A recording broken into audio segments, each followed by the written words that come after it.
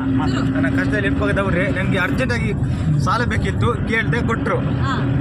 ಅದಕ್ಕೆ ಬಡವರು ಬಂದಂತ ಹೇಳಿದೆ ನಾನು. ಅವರು ಕಷ್ಟಪಟ್ಟವರು, ಕಷ್ಟದಲ್ಲಿ ಇದ್ದವರು ಈಗ ಸ್ವಲ್ಪ ಮೇಲೆ ಬಂದಿದ್ದಾರೆ. ನಮ್ಮನ್ನ ಬಡವರ ಮೇಲೆ ತಗೋರಕ್ಕೆ ಇಷ್ಟಪಡ್ತಿದ್ದಾರೆ. ಆ ಥರ ಯಾವುದು ಕಷ್ಟದಲ್ಲಿ ಯಾವುದು ಬಿಡಲ್ಲ ಅವರು. ಅವ್ರು ಒಳ್ಳೇದಾದ್ರೆ ನಾವು ಒಳ್ಳೇದಾಗ್ತೀವಿ ಅಷ್ಟೇ, ಮತ್ತೆ ಬೇರೆ ಎಂತ ಇಲ್ಲ ನಮ್ಮ ಹತ್ರ. ಆಯ್ತಾ? ಆಯ್ತಾ? ದಯಾನಂದ ಹೇಳಿದ್ದು ಕರೆಕ್ಟು. ಕಷ್ಟದಲ್ಲಿದ್ದರು, ಕಷ್ಟದಿಂದ ಮೇಲೆ ಬಂದರಂತ. ನಾನು ಒಬ್ಬ ಇವತ್ತೇನು ಒಂದು ಸಣ್ಣ ಮಟ್ಟದ ಪ್ಲಾಂಟರ್ ಆಗಿದ್ದೀನಿ ಅಂದರೆ ನಾನು ಒಬ್ಬ ಕೂಲಿ ಕಾರ್ಮಿಕನೇ. ನಾನು ಇದೇ ಉರುವಿನ ಕಾನ್ ಎಸ್ಟೇಟಲ್ಲಿ ಕೂಲಿ ಕೆಲಸ ಮಾಡಿದ್ದೀನಿ, ಸೂಪರ್ವೈಸರ್ ಆಗಿ ಸೇರಿದ್ದೀನಿ. 12 ವರ್ಷ ನಾನು ಸೂಪರ್ವೈಸರ್ ಆಗಿ, ಅಸಿಸ್ಟೆಂಟ್ ಮ್ಯಾನೇಜರ್ ಆಗಿ, 8 ವರ್ಷ ಮ್ಯಾನೇಜರಾಗಿ ವರ್ಕ್ ಮಾಡಿದ್ದೀನಿ. ಏಕೆಂದರೆ ಅದು ಭಗವಂತನ ಅನುಗ್ರಹ. ಆದರೆ ಆ ಮಟ್ಟಕ್ಕೆ ಮಾಡಿಕೊಂಡು ಇವತ್ತೊಂದು ಏನು ಹಂತಕ್ಕೆ ಕೊಟ್ಟಿದ್ದೀರ ಅಂದರೆ ಅದು ಭಗವಂತನ ಕಡೆ.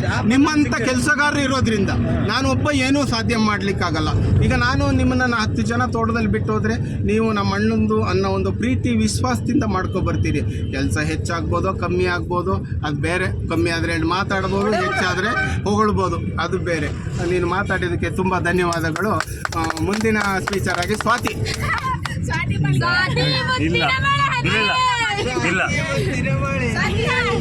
ಸ್ವಾತಿ ಲೆಕ್ಕಪ್ಪ, ಸ್ವಾತಿಗೆ ಹೇಳಿ ಮಾತಾಡ್ಬೇಕು. ಹೇಳಿ, ಇಲ್ಲ ಅದು ಸಾಧ್ಯನೇ ಇಲ್ಲ. ಇಲ್ಲಿ ಪ್ರತಿಯೊಬ್ಬರು ನೀನು ಏನು ಬಾಯಿಗೆ ಬರ್ತಾನೆ, ನೀನು ಬಾಯಿಗೆ ಬಂದಿದ್ದು ಮಾತಾಡು, ತುಳುವಲ್ಲೇ ಮಾತಾಡು. ಹೇಳು ಸ್ವಾತಿ, ಹೇಳ್ಬೇಕು. ನನಗೇನು ಗೊತ್ತಾಗಬೇಕು ನಿನ್ನ ಮನ್ಸಲ್ಲಿ ಏನಿದೆ ಅಂತ. ಈಗ ಎಲ್ಲರ ಮನ್ಸಲ್ಲಿ ಏನೇನಿದೆ ಎಲ್ಲ ಹೇಳಿದ್ರು, ನಿನ್ನ ಮನ್ಸಲ್ಲಿ ಏನಿದೆ ನನಗೆ ಗೊತ್ತಾಗಬೇಕಲ್ಲ. ಹೇಳು